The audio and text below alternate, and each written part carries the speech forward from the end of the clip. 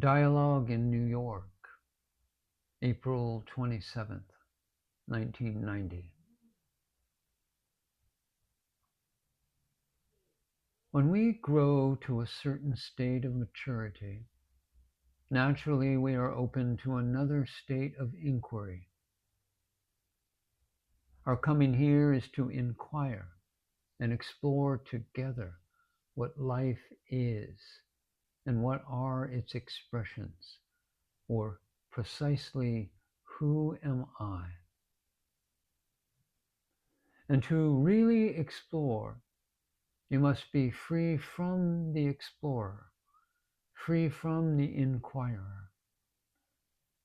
Because as long as there is an explorer, there is anticipation, and the explorer lives in end gaining. So one must be acquainted with a way of listening free from any directions, simply listening. It is a state of inquiry where you are completely open, totally free from anticipation. Then the inquiry refers to itself. Real inquiry can never be an object. When you ask yourself, who am I? You cannot have an answer, because any answer can only refer to the already known. So you live in I don't know, free from knowledge. You live for the time being in not knowing.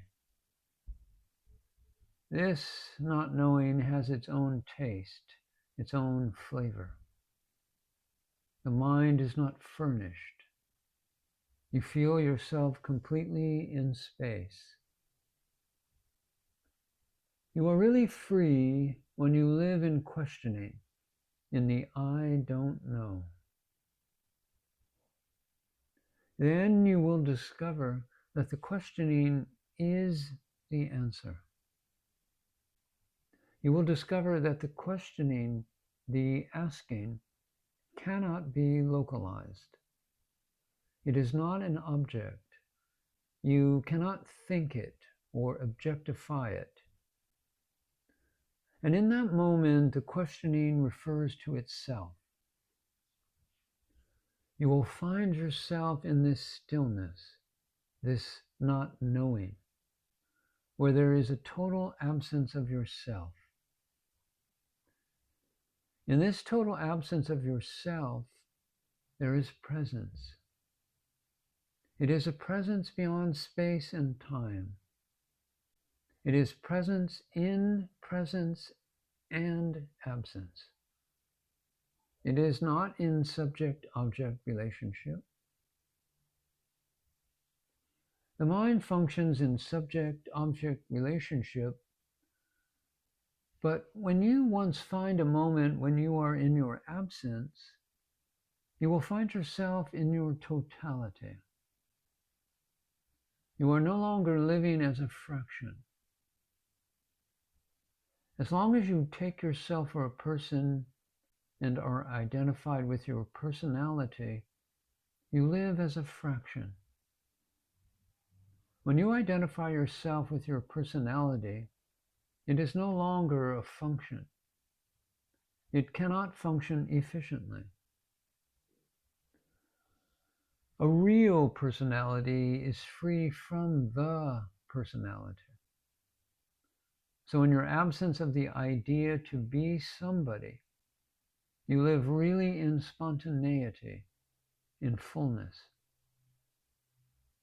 But we are so accustomed to living in subject-object relationship.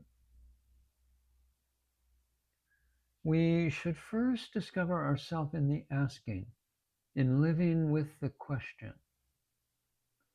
We must let the question live its own freedom and not manipulate it with the already known. In the end, you will see that the answer is in the question. Any other answer is an object. But what you are fundamentally can never be an object. What you are is the ultimate subject, the subject of all objects. The objects in your life constantly change, but the subject never changes. It is the eternal background which you must live knowingly. You certainly have something to say. What is it, my friend? Our dialogue is open. When I ask myself the question, who am I? There are many answers, and it takes years to get through all those answers. I understand the I don't know in theory, but it is very difficult in practice. But when you say many questions and answers appear, it is memory, the already known. Well, does that make it not true? All that comes up is an object, but there will be a moment when there is a stopping. Not a stop of anticipation, where you begin again to think, but where the question refers to itself and does not look beyond itself for an answer. The question then refers to your absence as a personality, as a somebody. When you wake up in the not knowing, you will face all your life, all your situations from this not knowing, this freedom in the wholeness. Then you will live with facts and face only facts. And only then can there be spontaneous action. Otherwise, you live only in reaction, in memory, because the personality is memory. Why ask the question, who am I, in the first place? Before you ask the question, you are free from the answer. But when you ask the question, you are also free from the answer, are you not? You live in the question. No. Then where are you living? In the moment. When you live in the now, the eternal moment, then you cannot ask the question. In the now, there is no question. There is only the living answer. But is it worth asking the question? You don't need to ask the question when you are living in the answer, but live really knowingly in the answer. One day you will see that the answer is in the asking. All other answers belong to memory. Well, how can I observe myself in that moment in order to know the moment? There is not an observer. In this moment, you don't live in the subject-object relationship of a knower and something known. You are one with the moment. You live your totality. When you observe beauty, you are, in that moment, completely one with the beauty. Only later do you say, I was very moved seeing the beauty. And you make a state of it. But in the moment you live in the beauty, you are one with it. Is it possible to know that you lived it when you are no longer there? You know it without knowing it. You know it not as you see this flower, but you know it. It is your nearest. Is there not a danger that people may think they are already realized and that this pride may lead to a lack of spiritual evolution? When one comes to deep relaxation, one does not say, I am relaxed. One simply is relaxed.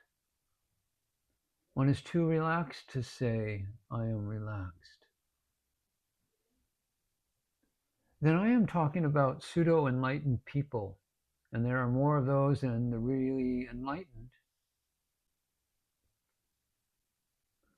I think that here we are all earnest people, and someone earnest would not think, I am this or that.